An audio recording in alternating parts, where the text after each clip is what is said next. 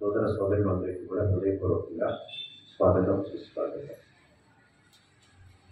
ఈ కార్యక్రమాన్ని మనము ఒక 30 క్షణాలు సైలెన్స్లో వెళ్ళి మీ ఫోన్స్ కూడా స్విచ్ ఆఫ్ చేసుకోండి, సైలెన్స్ మోడ్లో పెట్టుకోండి.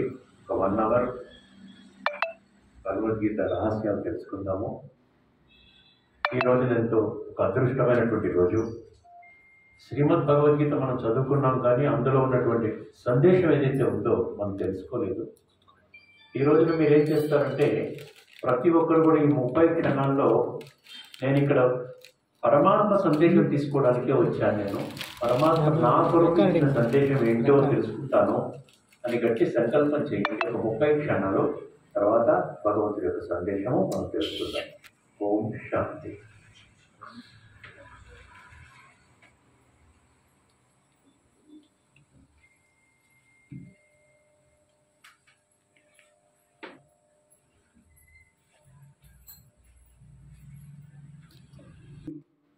ఆ యొక్క శాస్త్రం యొక్క టైటిల్లోనే భగవంతుడి పేరు ఉన్నది.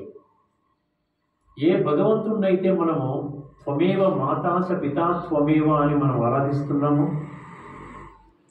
అదేవిధంగా మిగతా ధర్మాల వాళ్ళు కూడా హెవెన్లీ గాడ్ ఫాదర్ అంటున్నారు. క్రైస్తవులు అల్లాహు అక్బర్ అంటున్నారు. ఇస్లాం ధర్మానికి చెందిన వాళ్ళు ఏక్ ఓంకార్ అంటున్నారు. సిక్కు ధర్మానికి చెందిన వాళ్ళు ప్రతి ఒక్కరు కూడా భగవంతుడి సృష్టికి ఒక్కరే భగవంతుడు అనేటువంటిది ప్రగాఢంగా నమ్ముతున్నారు. అటువంటి శ్రీమద్ భగవద్గీత నా కొరకు ఏ సందేశాన్ని ఇచ్చింది అని మనం తెలుసుకోవాలండి.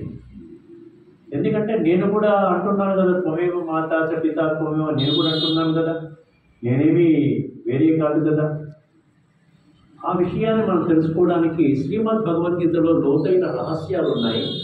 ఆ రహస్యాలు తెలుసుకోవడానికి ప్రయత్నం చేద్దాం. ముందుగా శ్రీమద్ భగవద్గీత యొక్క విశిష్టత తెలుసుకుందాం. ఎందుకు అంత గొప్ప శాస్త్రం శ్రీమద్ భగవద్గీత అనేది మనకు అర్థం ఉంటే దాని మీద మనకి ఆసక్తి పెరుగుతుంది, గౌరవం పెరుగుతుంది, కుతూహలం పెరుగుతుంది.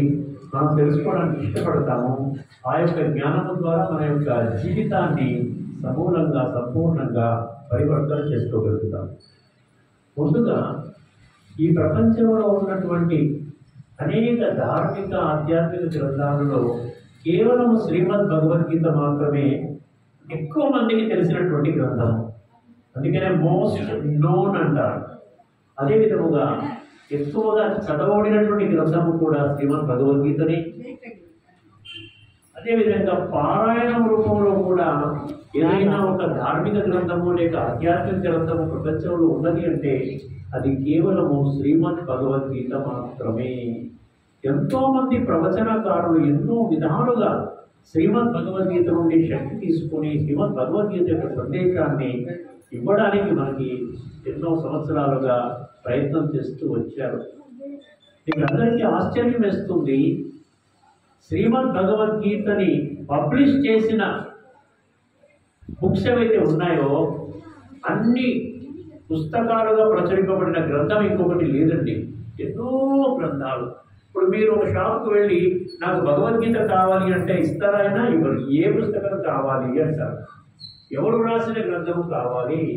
ఎందుకంటే ఇస్కాన్ వాళ్ళు రాశారు, అదేవిధంగా బాలగంగాధర్ తిలక్ రాశారు, రవీంద్రనాథ్ ఠాగూర్ గారు రాశారు, గాంధీ గారు రాశారు, సత్య సాయిబాబా గారు కూడా దాని మీద భాష్యం చెప్తూ పుస్తకం రాశారు. ఎంతోమంది మహానుభావులు ఆ యొక్క గీతని ఆ విధంగా వాళ్ళు అర్థం చేసుకున్నటువంటి కోణంలో వివరించడం జరిగింది.